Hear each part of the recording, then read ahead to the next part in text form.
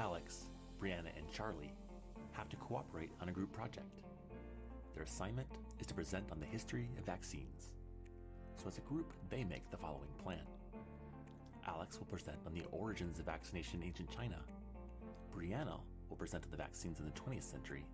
And finally, Charlie will present on the contemporary anti-vaccine movement. But Charlie's worried that the group has made a mistake. Instead of presenting on anti-vaccine, she could instead talk about the search for a vaccine for COVID-19. She's confident that this will have greater appeal to the professor, and she thinks that the group will get a lower grade unless she changes the plan. But it's too late to ask permission from Alex and Brianna, so Charlie must choose to do what she thinks will get the best grade, or to follow the group's plan, which she worries is based on a mistake.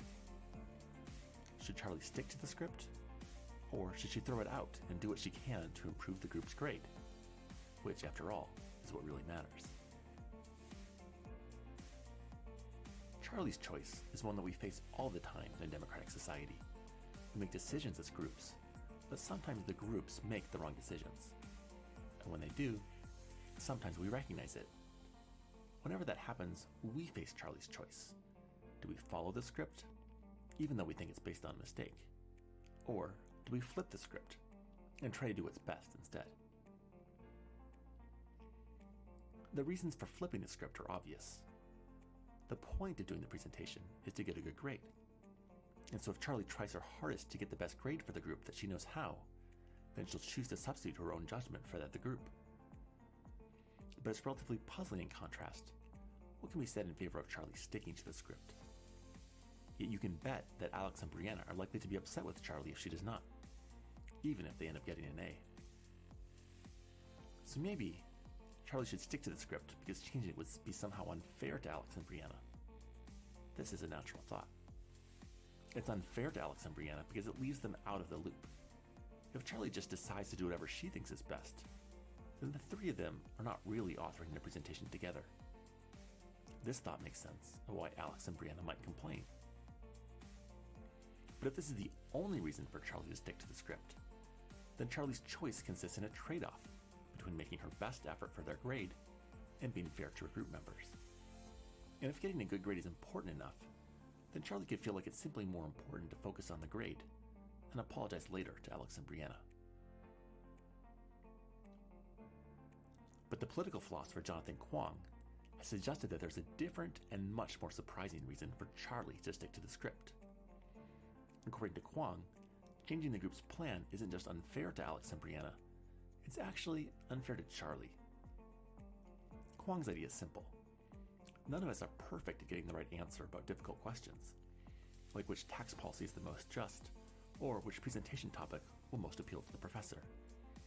We're all going to get it wrong at least some of the time. Now, when we make our own decisions, we're the only ones responsible for getting it wrong. But when a group makes a decision together, the group shares responsibility for any errors. But now we have another way of describing Charlie's decision. She's not just choosing between her own judgment and that of the group. She's also choosing between taking personal responsibility for being wrong and the group sharing responsibility in case it is wrong. But, Quong argues, it's not fair to Charlie for her to bear all of the responsibility for being wrong. Hence, Charlie should follow the script in order to be fair to herself. Quong argues that the same considerations apply in government as in group projects. For example, Judy is a judge hearing an easy case. The facts in the case are clear.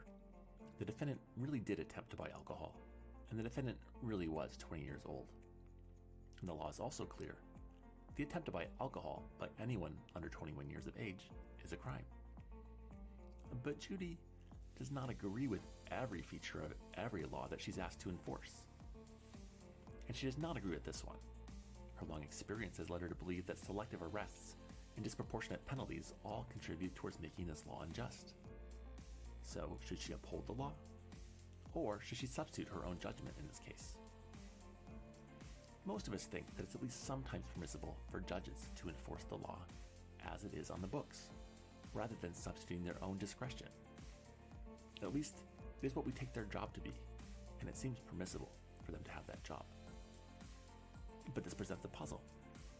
How can it ever be permissible for legal officials to enforce unjust laws? Isn't this to be wrongfully complicit in injustice? Quong's answer to these questions is the same as his answer about Charlie. All of us, Judy included, are fallible at assessing which laws or policies are just and which are not. It's inevitable that we will sometimes get it wrong. But politics is, in a way, the ultimate group project. So long as we decide together, as a democracy, what laws to have, we all share responsibility for our errors. But if any of us, even Judy, start substituting our own judgment for that of our democratic process, then all of the responsibility for errors falls on Judy. It wouldn't be fair to expect her to bear all the responsibility for getting it wrong. Democratic officials are fallible, just like the rest of us. They're fallible people who govern on our behalf. For us to expect that they always substitute their own judgment for the law will be for us to expect both that they govern on our behalf and that they bear sole responsibility for all the mistakes they make in the process. But that's an unfair expectation. In a democracy, citizens have a tremendous privilege to participate in the project of governing. But with that privilege comes an obligation to bear a share of the responsibility when that project gets things wrong. This has been a product of the Conceptual Foundations of Conflict project. If you like this video or found it interesting, go to www.philosophy.academy to learn more.